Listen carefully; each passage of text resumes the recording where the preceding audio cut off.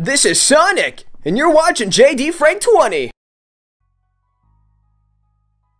It wasn't the Knuckles show, it was the Wade Whippo show with his co-star, Knuckles. It definitely wasn't the worst thing in the world, and surely it had its moments, but for once, we could get writers who give a shit about the games. Yes, I watched the new Knuckles series at long last. All I could say is I expected better.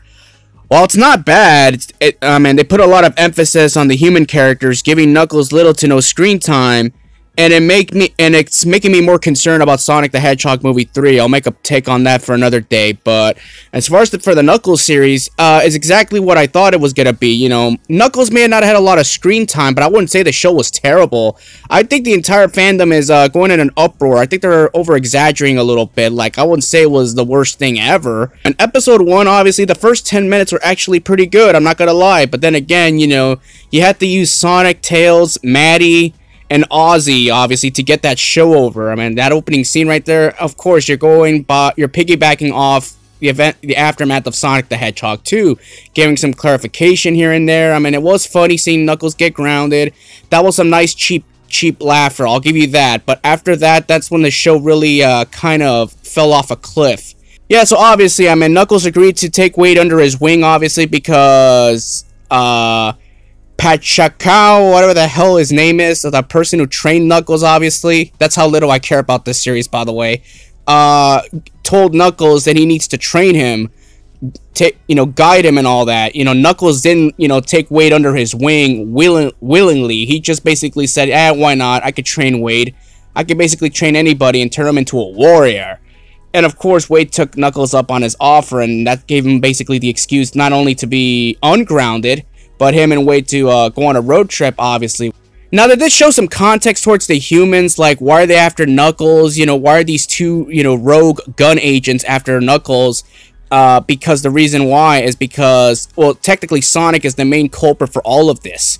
You have to realize that the buyer was actually working under Robotnik. That was before Robotnik, he went insane and he lost everything. And of course, Gunn at that time, they wanted to basically just shut his whole research down after the events of Sonic the Hedgehog 1, which Robotnik was gone, obviously, into the Mushroom Kingdom, or whatever. And then, of course, the agent who was hunting Knuckles, she realized that why are we letting these aliens, live around here freely, knowing that they have power that's dangerous if it falls in the wrong hands. She tried to make her case, and they tried to shut her down, and basically they took her off as a field agent, and they basically gave her a desk job, basically. So you kind of understand, their lives are kind of ruined, but at the end of the day, these are human characters. We don't give a damn about them. The show's called Knuckles. The show's called Sonic. We don't care about the human characters or their whereabouts.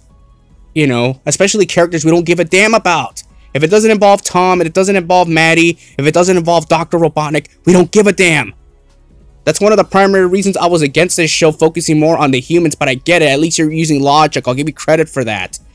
Overall, the Knuckles series, it had some very, very cringe moments, obviously, especially with Wade's sister, Wanda. She was very, very unlikable.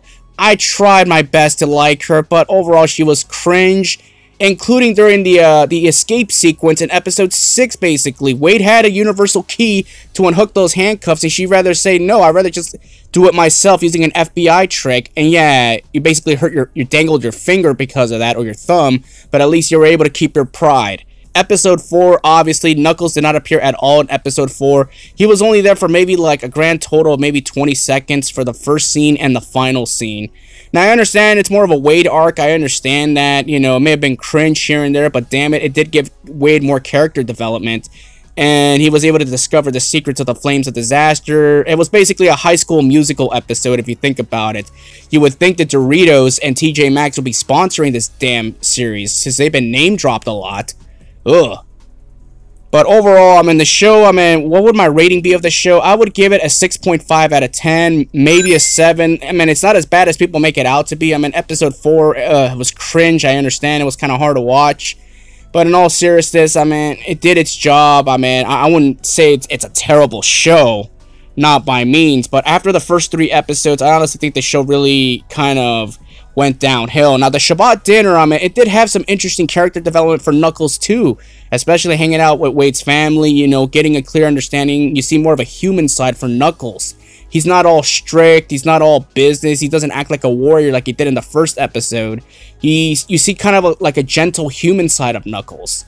So in a way, I mean, he got some nice character development too. And by the time he got to the finale, you see Wade and Knuckles acting like a tag team. You know, a real tag team, which is fantastic. Like I said, I mean, I only watch the series because I have Paramount Plus for free because I have Walmart Plus on my subscription. That's why. If I didn't have Walmart Plus, I guarantee you I will not spend money watching this show, okay?